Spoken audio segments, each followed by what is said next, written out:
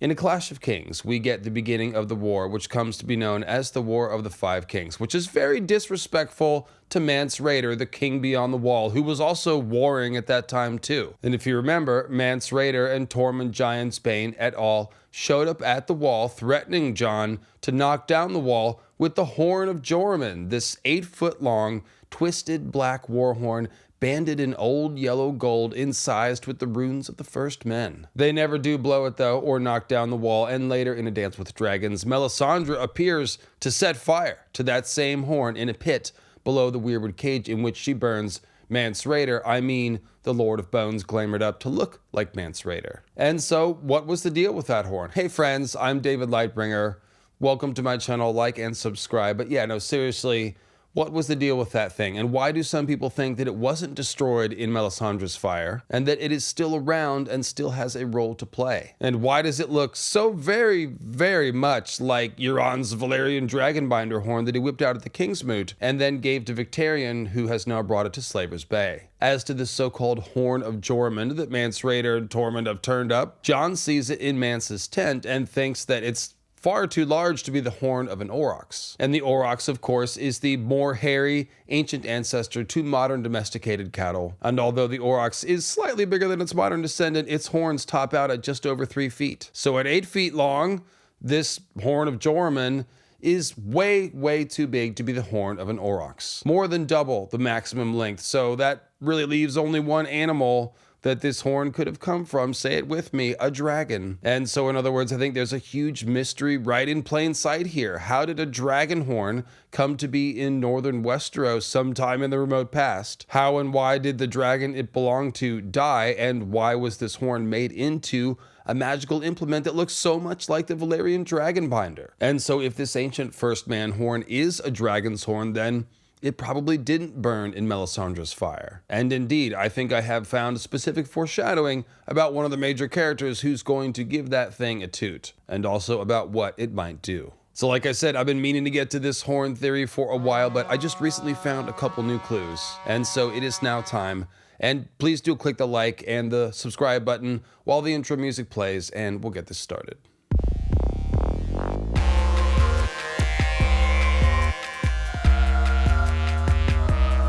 All right, Jormungandr's horn. Let's start by having a gander at Mance's and Tormund's so-called Horn of Joramun, or perhaps Horn of Joramun. And like I said, Jon lays eyes on it in Mance Rayder's tent when he's sent to dishonorably attempt to assassinate Mance Rayder under the cover of negotiation. Stannis' attack on the Wildling camp saves Jon, intervenes right in that moment when he's like, oh man, should I try to kill him? And so Jon doesn't have to make that decision. And right before Stannis shows up is when he sees the horn.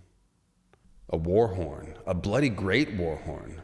Yes, Mance Rayder said, the horn of winter that Joramun once blew to wake giants from the earth. The horn was huge, 8 feet along the curve, and so wide at the mouth that he could have put his arm inside up to the elbow. If this came from an aurochs, it was the biggest that ever lived. At first he thought the bands around it were bronze, but when he moved closer he realized they were gold. Old gold, more brown than yellow, and graven with runes.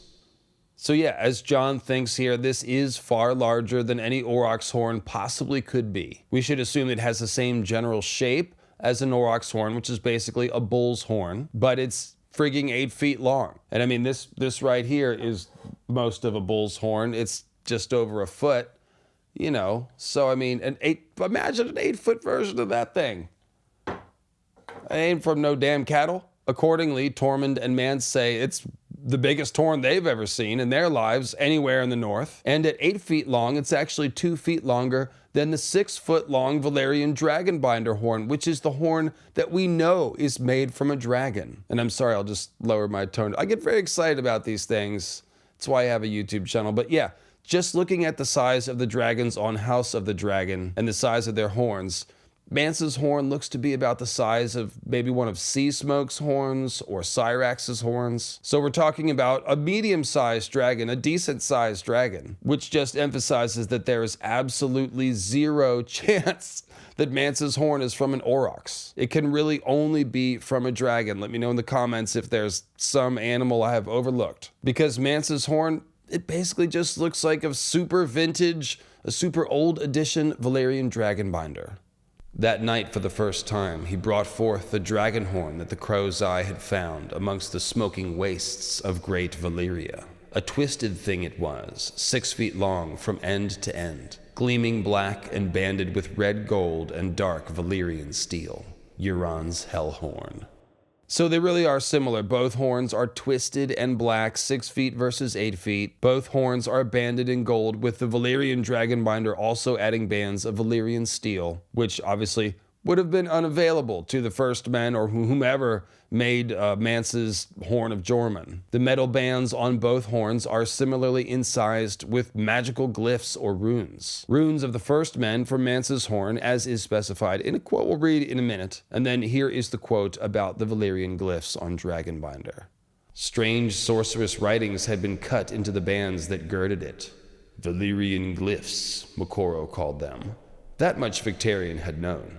What do they say? Much and more. The Black Priest pointed to one golden band. Here the horn is named.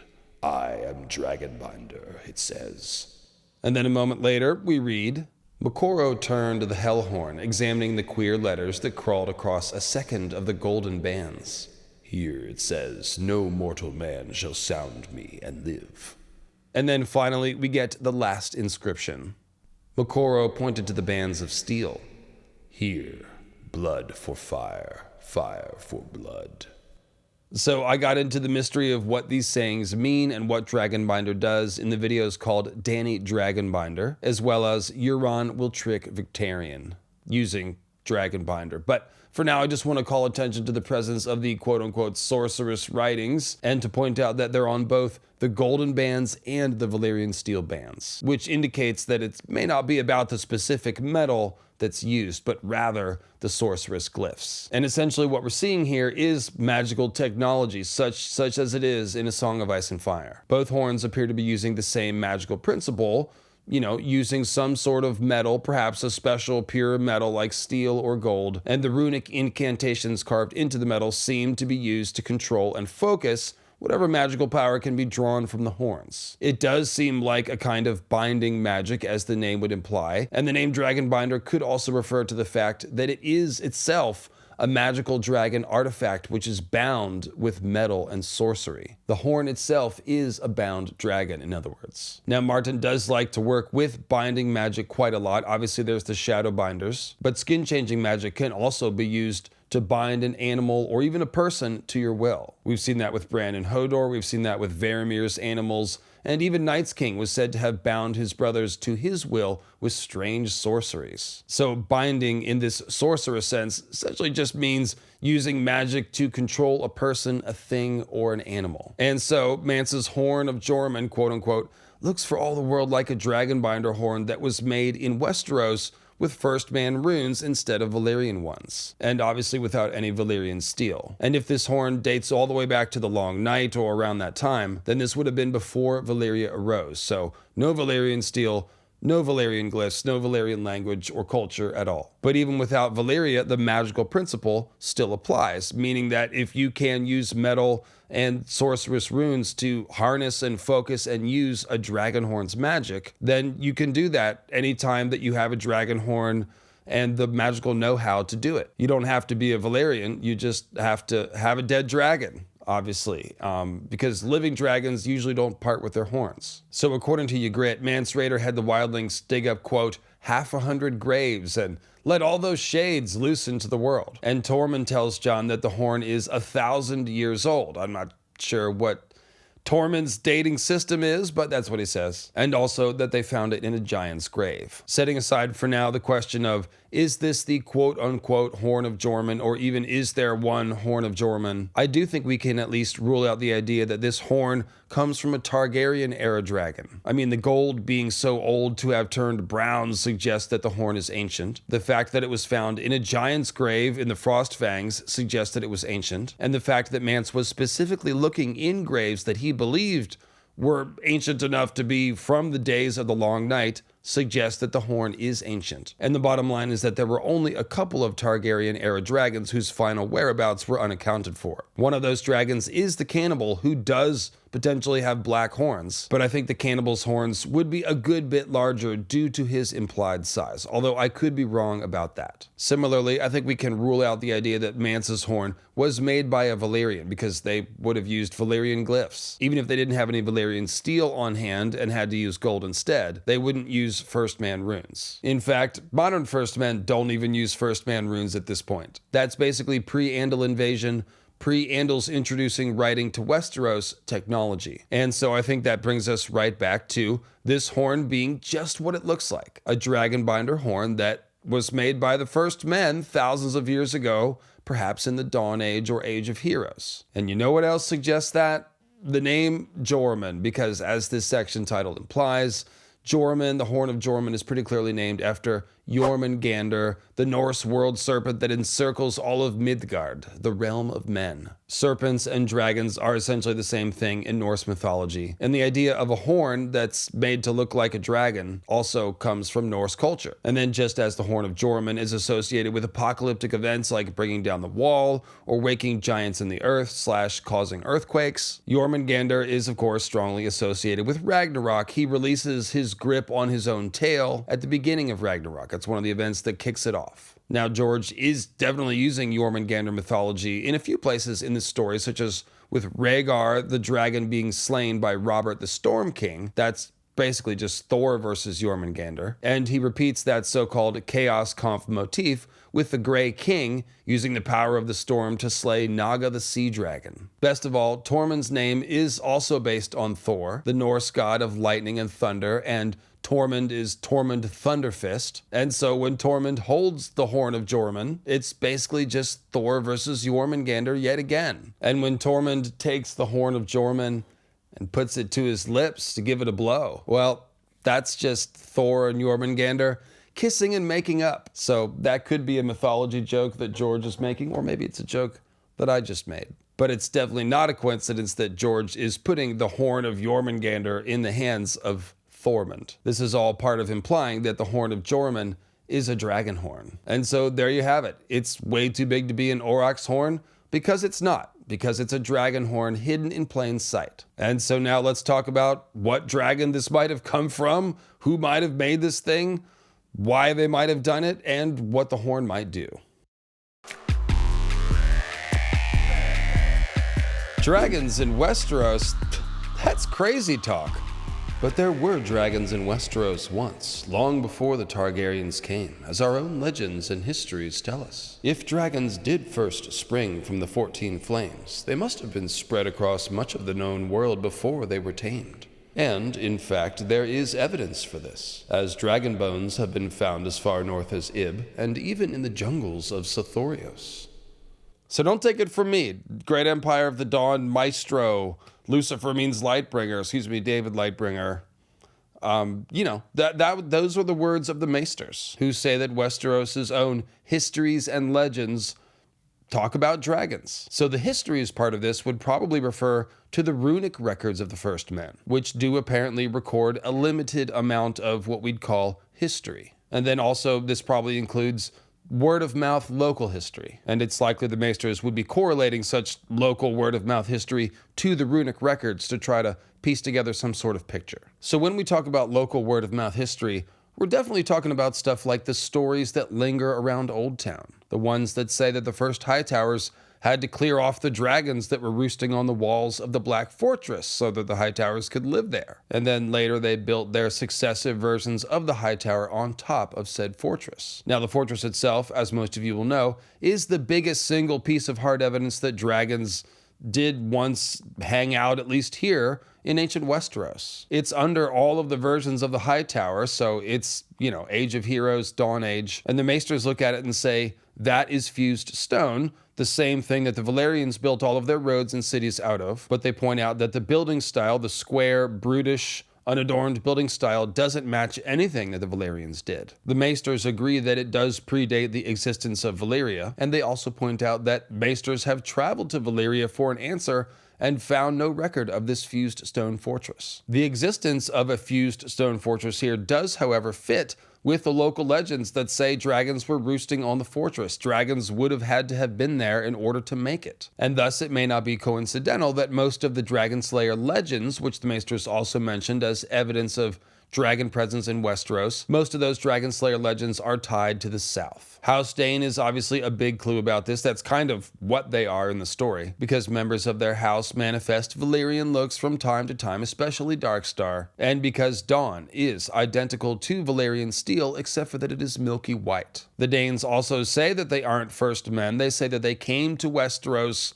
with their own unique origin story following the track of a falling star. And in case you didn't know, pretty much all of this Hightower and Dane lore is very heavily not influenced by, really based on Tolkien's Númenóreans and the way that the Edain fled the downfall of Númenor, bringing Narsil with them, coming to Middle-earth, becoming the Dunedain, building Orthanc. So basically the Hightower is Orthanc and Dawn is Narsil, more or less. And so the end result of that literary parallel is simply that the Danes and Hightowers should probably be refugees who fled the downfall of some great advanced empire across the sea, a great advanced empire which grew highly corrupt and perished in a great cataclysm, Atlantis style. That's the story of the downfall of Númenor, and that's the story of the downfall of the great empire of the Dawn, which I think is just pre-Long Night Ashai. All of which is to say, this seeming Dragonhorn that Mance found that's all decked out in First Man runes and which seems to date back to, ancient times in Westeros, which seems to have been made in Westeros. Well, it's part of the family here. It's just more hard evidence, like the Fused Stone Fortress, that dragon people and dragon stuff was present here in Westeros, probably tied to the events of the Long Night. And essentially what this does is it extends the dragon presence in Westeros from the south, where House Dane and Hightower are, all the way up to the north beyond the wall. That's kind of shocking, that's kind of dramatic, but also kind of not really. The last hero was up here doing work with the sword of Dragonsteel, after all. And even more than that, it's just the fact that the entire storytelling purpose of all of this, maybe there were dragon lords from Ashai who visited Westeros stuff, is essentially to explain why anyone in Westeros should care about things from Ashai like Azor Ahai and Lightbringer and the prophecies of his return. This is the explanation for why people from Ashai like Melisandre and Quaithe believe Azor Ahai Reborn's duty is to fight the others in northern Westeros when the new Long Night falls. In other words, the truth behind the original Azor Ahai legend must involve a dragon lord or dragon lords coming from Ashai to Westeros and getting tangled up in the events of the Long Night, the War for the Dawn, and again, Last Hero's Dragonsteel. Azor Ahai's Lightbringer has always looked like it might be the same thing as Dragonsteel, and also House Dane's Sword of the Morning, the white Valyrian steel, if you will, sword called Dawn. And basically everybody has been noticing those correlations since before I was making YouTube videos. But for Lightbringer from Ashai to be the same thing as the Last Hero's Dragonsteel, well, you need somebody to come from Ashai to Westeros, and that's seemingly what the Danes and Hightowers did. That leads us to the question, is this Dragonhorn of Joramun made from Azor Ahai's dragon? And basically the answer is yes, in the sense that it must have been made from one of these ancient Ashai dragon lords who came to Westeros. Hard to know if there's one Azor Ahai or if it's a group of people or a type of person, but yes, this would have been from one of those dragons. So call it Azor Ahai's Dragonhorn. That could be what it is, and the fact that it was found in the far north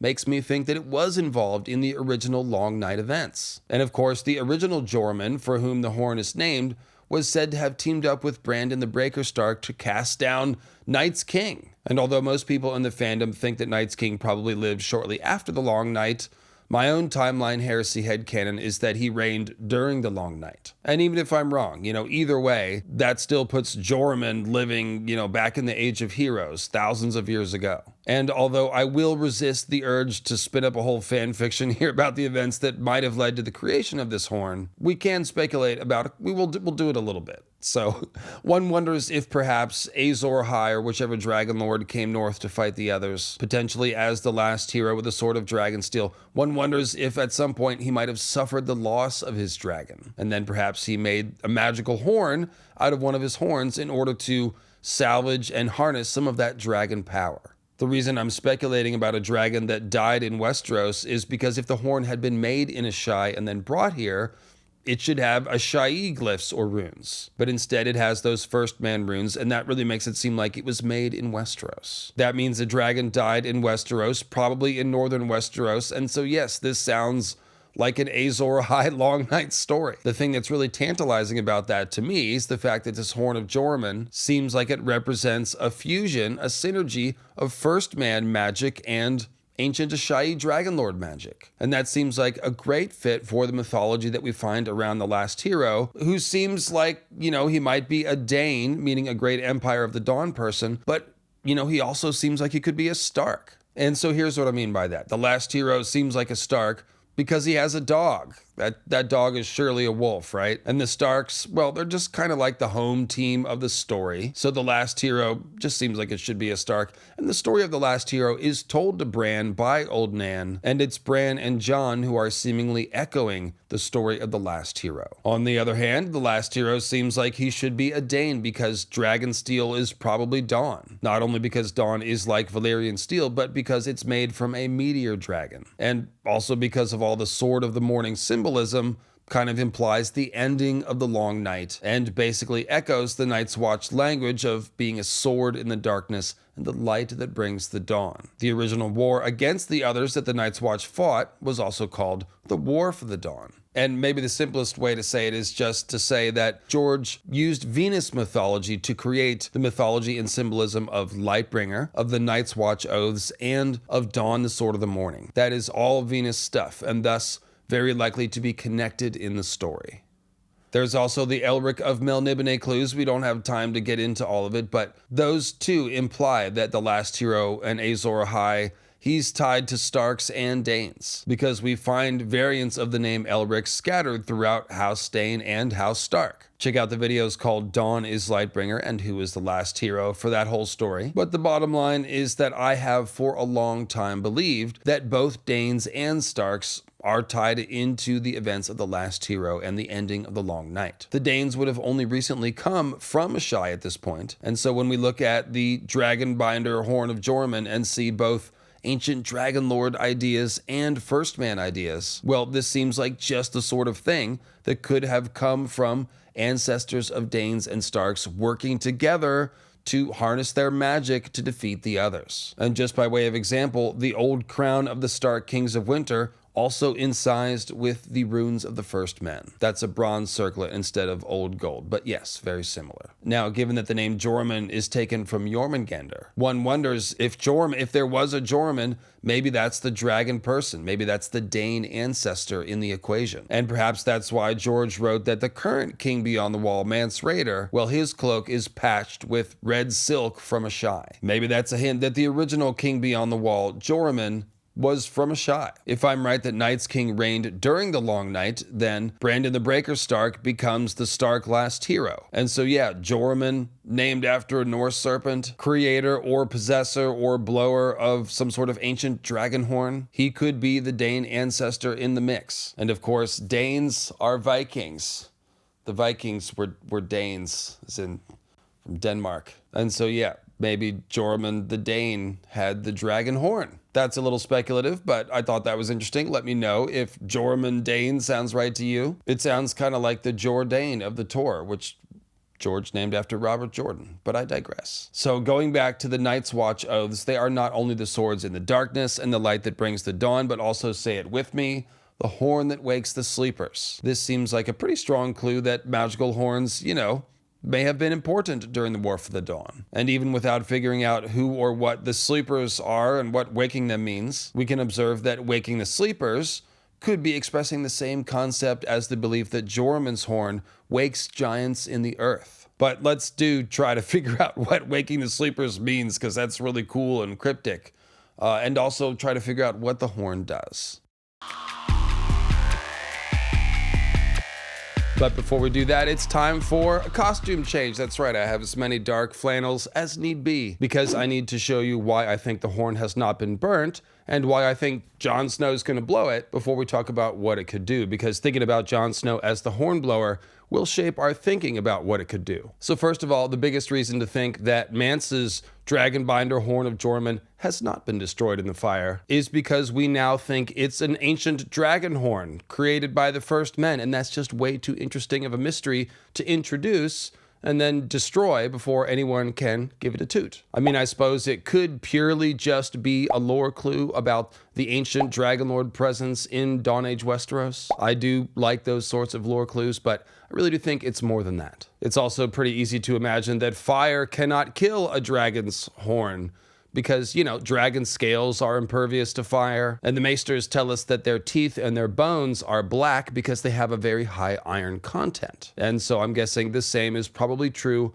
of the horns, which means they're very heavy. We should probably also consider the possibility that Melisandre may have only ever pretended to burn it, just as she only pretended to burn Mance Rayder. She really did burn the Lord of Bones, but you see what I'm saying? With Melisandre, appearances can be deceiving. And the bottom line is that if Melisandre was able to correctly ascertain that this was a dragonhorn, she would not want to burn it. She'd likely want to keep it, even while using its fake destruction as a political, stage show for the Wildlings to demonstrate the power of her lore. And if she didn't realize it's a dragonhorn, that's just really funny, given that she is so obsessed with waking dragons from stone. So the idea that she had a dragon's horn, a magical dragon-powered artifact in her hands and was like, burn it, it's evil. Well, that would just fit with her, begging R'hllor to show her a vision of Stannis, who surely is Azor. Why do you keep telling me about Jon Snow? I want to see Stannis. I also want to point out that the scene where Melisandre burns Mance's horn and the Lord of Bones, claiming to look like Mance Rayder, has a lot of seemingly intentional parallels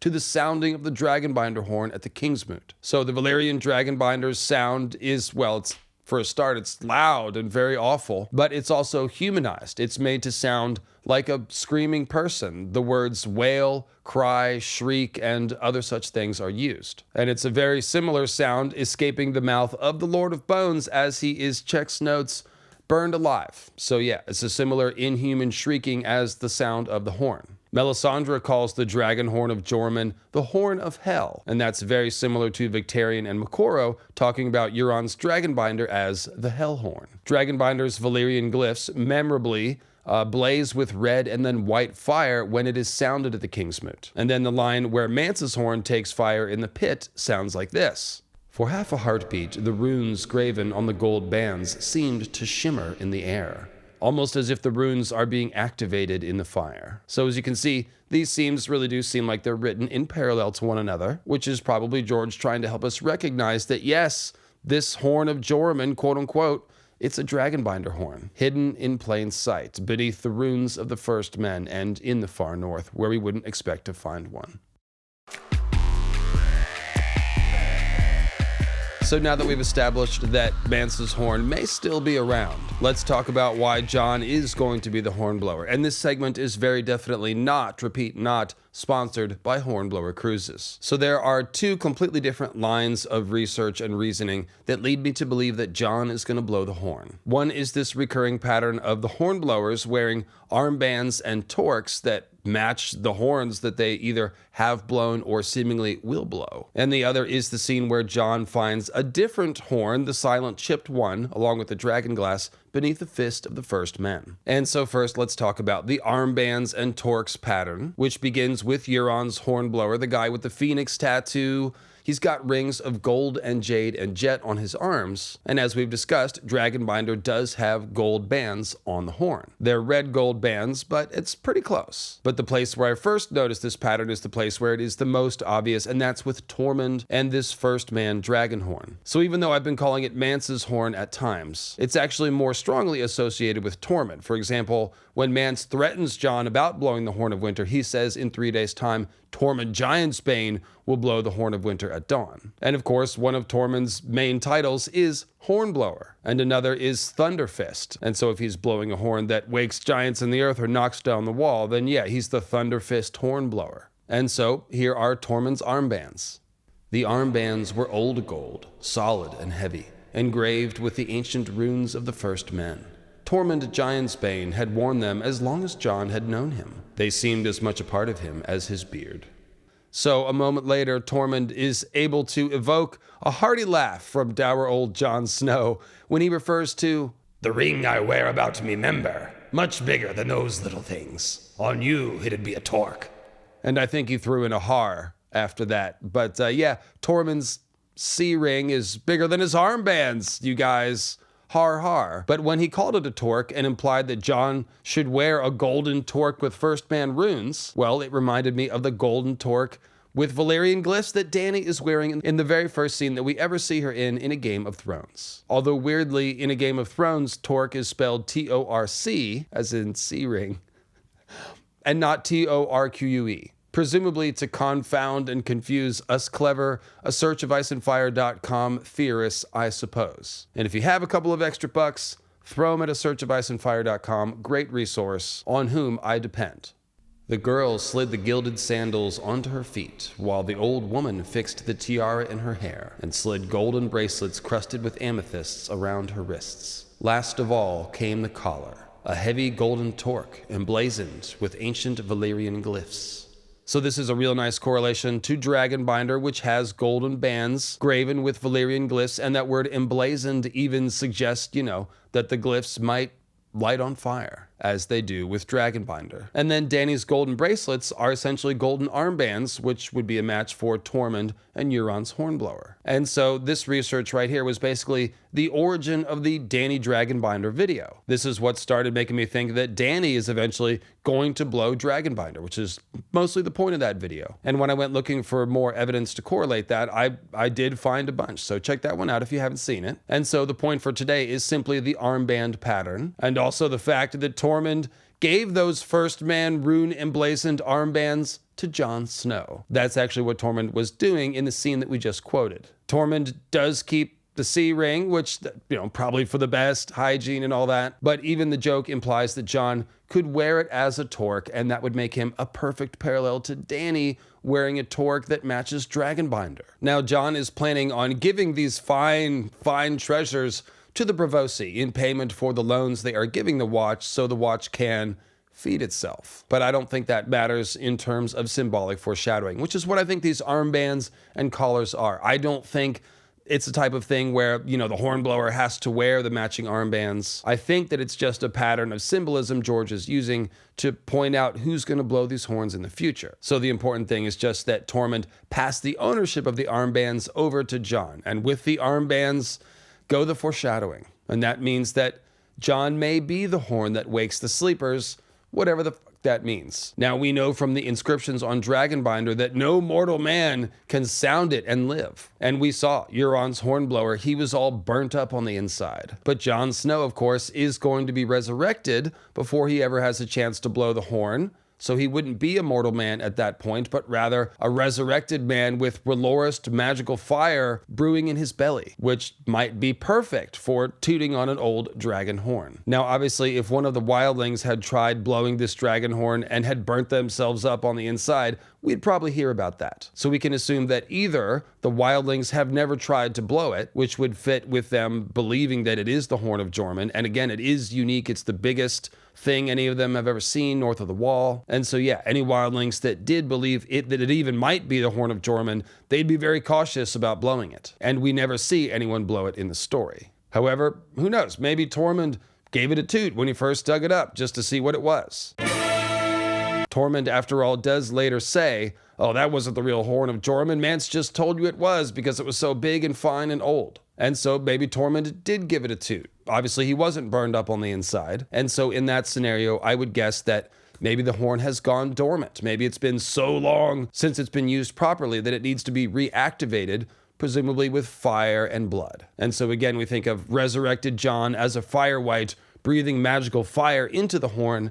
Maybe he can activate it again and make it scream properly. And so speaking of Jon's resurrection, let's jump over to a new section and talk about the scene where Jon finds the silent chipped horn and the bundle of dragonglass, because there's a bunch of Jon resurrection foreshadowing alongside foreshadowing of his horn blowing. All right, Dragonglass Jon, that's him. That's him. Dragonglass, very important personal symbol of Jon, as we're about to see. And so first of all, let's set the record straight. It's actually Ghost, of course, who finds and leads Jon back to the cache of Dragonglass and the silent chipped horn, all of which is wrapped up in a Night's Watch cloak and buried under about 2 feet of loose, fresh earth and topped with a little mound. And Jon actually thinks that it is a fresh grave and that he's expecting to find a corpse as he's digging down. And the fact that he thinks it's a fresh grave, that's why he's digging it up to begin with, because Jon's a a grave robber. No. This is an important, guys, get your minds out of the gutter. This is an important mystery that he needs to solve.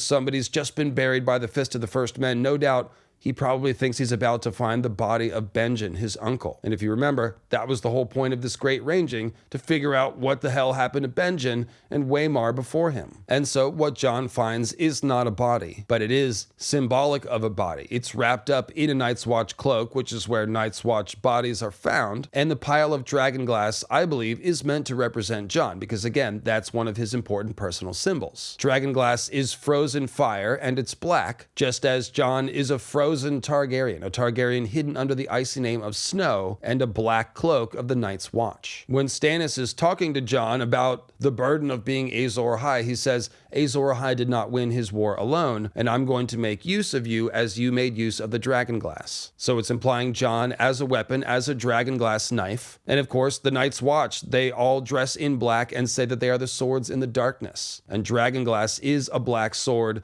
the exact one you want during the long night. Then when Jon is thinking about Stannis offering to make him Lord of Winterfell, Jon Stark, Lord of Winterfell, Jon thinks that his hunger for that is as sharp as a dragonglass blade, which puts the dragonglass in his belly where his appetite is, and that's a very good likeness to the bundle of dragonglass wrapped up in a Night's Watch cloak. And then, of course, Jon, he has many knives stuck into his body, Julius Caesar style, when he is murdered. So this is a bag of knives, and that's what Jon's body becomes. Not a bag of dicks, a bag of knives. And then finally we have Jon's Azor Ahai dream, where he has a burning red version of Longclaw in his fist, but he's armored in black ice. That black ice could refer to a bunch of things, really. Valyrian steel, his father's sword is called ice, but it's black. But it could also refer to dragonglass, which looks like black ice. And dragonglass armor of any kind would be impractical in regular war, but would be very good against the others. And so interestingly, the scene where Jon's hunger is as sharp as a dragonglass blade, that's actually the scene where he's reuniting with Ghost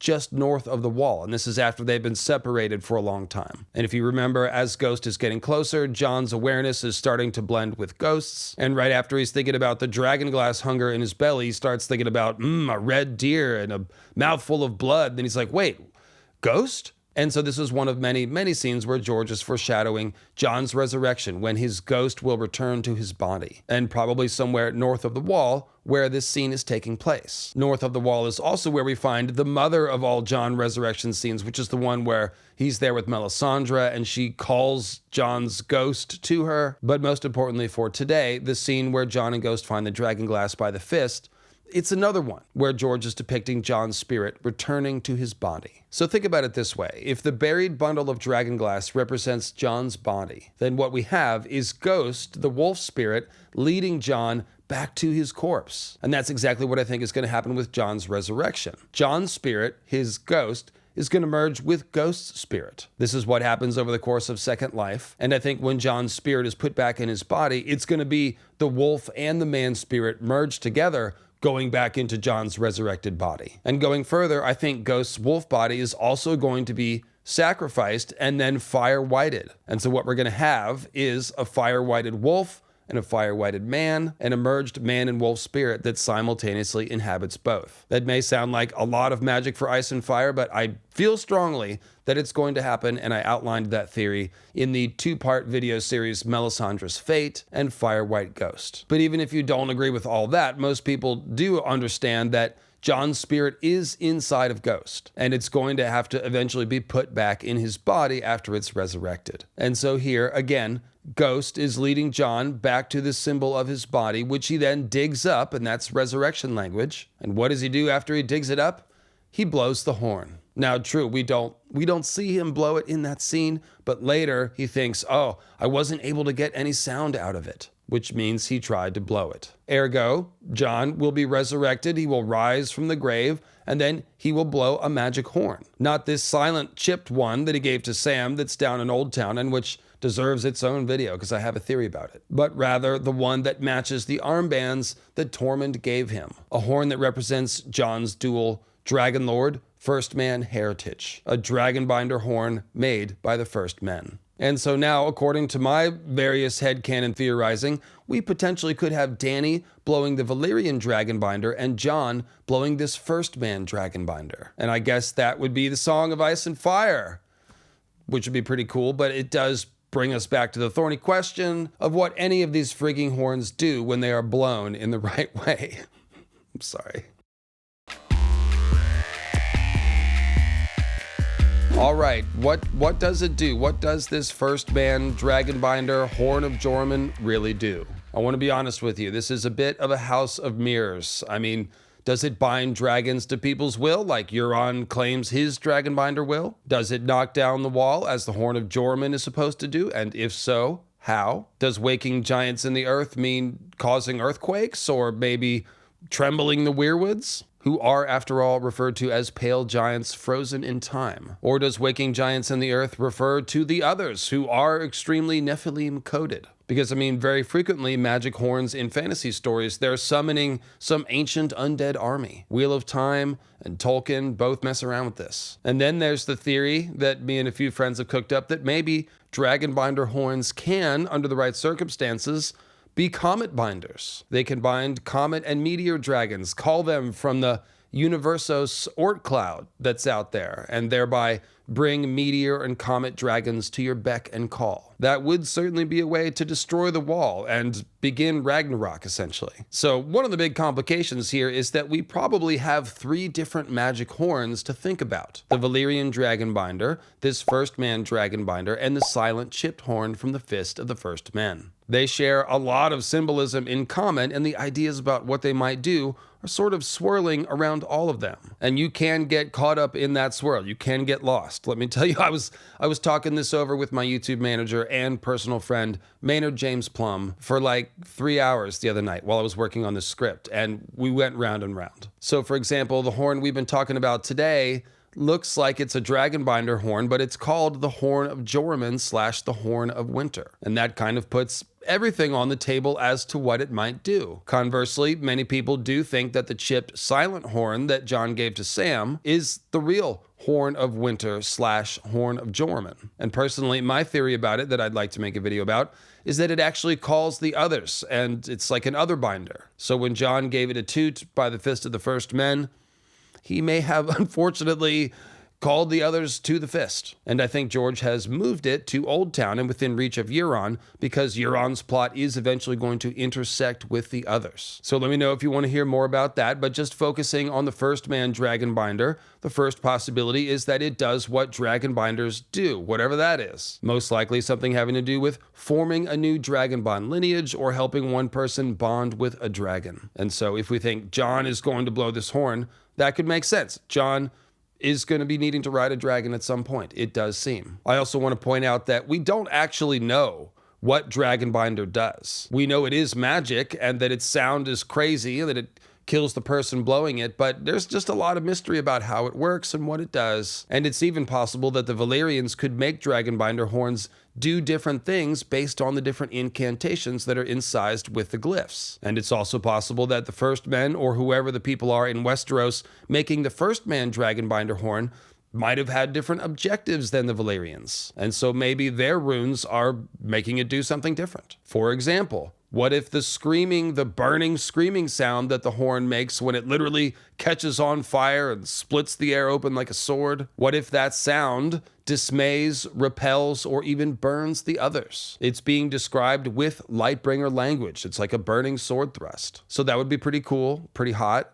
And once again, it would make sense if Jon's going to blow this thing and it's some sort of weapon to dismay the others. He does have that belly full of fire magic, as we said. Here's an interesting possibility. Could Dragonbinder's unholy scream be a sound that can bring down the wall? That does seem possible. I mean, George Martin, we know he was raised Catholic, so he's almost certainly referencing the story of Joshua and the walls of Jericho when he talks about a horn that can use magic to destroy a big wall. In the story of Joshua, it was a combination of priests blowing horns and then the people all shouting as one that brought down the walls of Jericho so it could be invaded and conquered. And maybe that's part of why the dragonbinder horn sound is also like someone shouting or screaming. So it's doing both at once, and obviously the point of knocking down the wall would be so that the others could invade and conquer Westeros. And so if the others or someone other affiliated is using this dragon horn to break down the wall and attack the realms of the living, then that's kind of like capturing a weapon from your enemy and turning it against them. Kind of like on the TV show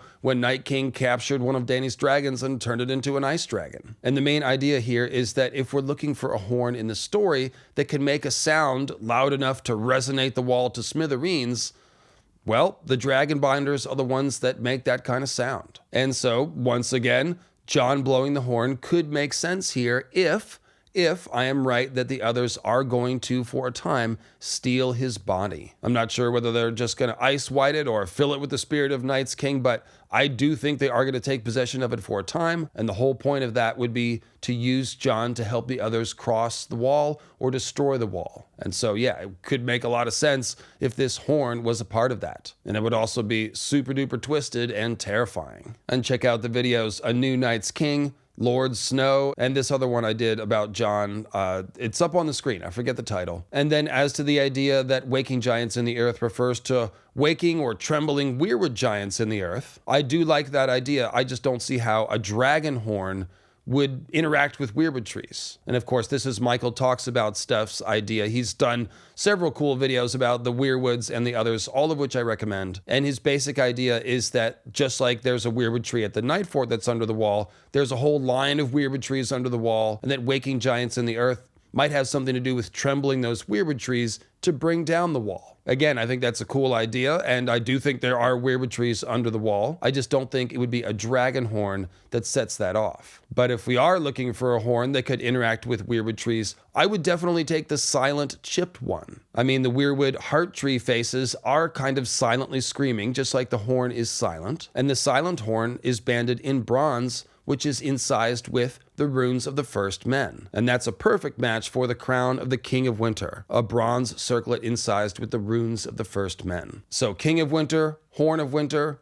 matching bands kind of makes sense. And if this Horn of Winter controls the others, it would also make sense that it could interact with the weirwood trees, because the others and the weirwood trees are undoubtedly connected. And if this Horn of Winter interacts with the weirwood trees under the ice or just the ice of the wall, that would also make sense because the wall is made out of ice and magic, and so are the others. And if it does happen that a silent, quote unquote, silent horn manages to bring down the wall, well, that would be pretty sick in its own way, and we'd probably just have to imagine that the horn is making some sort of subsonic brown note sound that's below the range of human hearing. I mean, at least that's what I would imagine. Now, some people think that there's actually an ice dragon sleeping or locked inside the ice of the wall. And certainly the wall is compared to an ice dragon a bunch of times, including the scenes where walking through the tunnel under the wall is like walking through the gullet or the belly of an ice dragon. So could this first man rune bedecked vintage dragonbinder horn perhaps bind the ice dragon? Could it wake it from the ice and thereby collapse the wall? The wall falls and the others suddenly possess an ice dragon all in one swoop? That would be bad. Now, I've always been of the opinion that the ice dragon wall stuff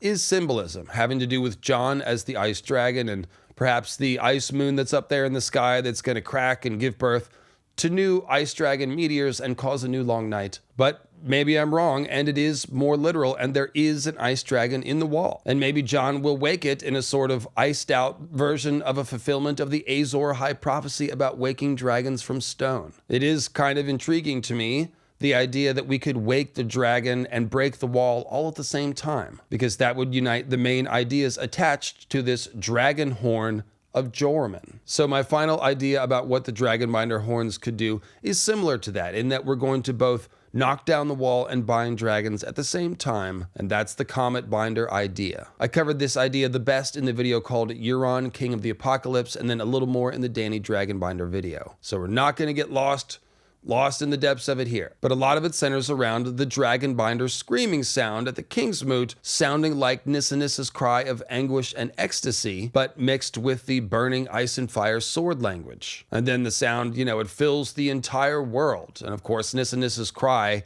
it cracked the moon, so it filled all of space. And so, Nissanissa's cry, it was a dragonbinder too, because it supposedly cracked the moon. And I think that's the same moon cracking that's referred to in the Carthian legend of dragons coming from the moon. Those dragons would be moon bits, moon meteors, burning as they fall through the atmosphere. But you see what I mean. If you put those two myths together, Nissanissa's cry is binding the meteor dragons and calling them down to the planet. And then we have this dragonbinder horn that's supposed to call dragons, actual dragons, and it sounds like Nissanissa's cry. Victarion also compares the dragonbinder horn to the thighs of the dusky woman, which makes the horn a person and a woman, and Dany wearing the same torques and armbands as the horn makes Dany herself like the horn. And of course, Dany is a Nissanissa figure, so we're right back to the idea that the sound that Nissanissa makes and the sound that the horn makes both call dragons. So remember when Jon dumps out the silent chipped horn and there's all those dragonglass arrowheads in there and they come pouring out in a shower? Well, first of all, that's foreshadowing him winning the Night's Watch election where his token was the arrowhead. But it also certainly looks like the horn leads to a moon meteor shower symbolism. It's kind of like a deathly inverted version of the Horn of Plenty, which pours out fruits and vegetables, the cornucopia. So this one is pouring out black stone moon meteor symbols that are dragons, little dragonglass arrowheads. And of course, if I'm right that there is going to be another moon meteor incident, that would be obviously to trigger the new long night. And that would be a great time to knock down the wall. And so, once again, we have a theory that knocks down the wall and binds dragons at the same time. And that's kind of perfect for this dragon Horn of Joramun. And then, so check this out. This is a really cool idea. I'm pretty sure this comes from Grey Waste Tim. Shout out Grey Waste Tim. Or if I'm wrong, whoever's idea this is. But what if Dany ends up blowing Dragonbinder at about the same time that Jon is blowing the first man Dragonbinder, half a world away from each other? Tim was saying that, what if they both blow their horns and then a bunch of magic stuff happens and then we'll still be guessing about what horn did what exactly. That would certainly be epic if the strings of fate led to Jon and Dany, all unknowing, to make the Song of Ice and Fire with their twin dragon horns, each one bearing the runic inscriptions that matches the culture they were raised in and the armbands and torques that they were given. So the final thing I'll say today, thanks for watching the video everybody, is that there is some ambiguity about whether or not the wildlings really think this is the Horn of Joramun and which wildlings believe what. Ygritte seems very convinced that the wildlings never found the Horn of Joramun, which makes Jon conclude that Mance didn't tell her about it. And then, as I mentioned earlier, after Mance dies and the horn is burned, Tormund tells Jon, oh, that wasn't the Horn of Joramun, it's just a 1,000-year-old giant's horn that's bigger than anything we've ever seen, but it's not the Horn of Joramun. And then later we catch Jon wondering to believe Tormund. Was he lying then, or was Mance lying? He's not sure. And so that's pretty funny. Jon is wondering about which horn is which and what they do, and that's what we're doing. And so essentially what I've done throughout this video is to try to treat the horn like an archaeologist would an artifact. It would appear to be a dragon's horn. Its metal has runes of the first men incised into it. It seems to be very old, and it seemingly was found in the Frostfangs by Mance Rayder. Attached to this artifact are various legends about the Horn of Joramun, which may inform what this horn does. So whether or not there ever was a Joramun or one specific Horn of Joramun, this horn is certainly significant for all the reasons that we've talked about today. And so that's how I've approached it, and I hope you've enjoyed the video. Again, thank you very much for watching. I do look forward to your comments on this one. And so let me know what you think about all this crazy stuff and what these various horns might do. And by the way, the next video, it is going to be the true history of the First Men. This was actually the last section of that video. I was getting into Dragonhorn stuff after 90 minutes of First Men, and I was like, I should really make this its own video. And so that was this video, and I'm going to try really hard to get that one ready for next week, but it is a 90-minute documentary, so if it's 2 weeks, please watch whatever video I put out next week. Anyway, cheers, and I'll see you next time.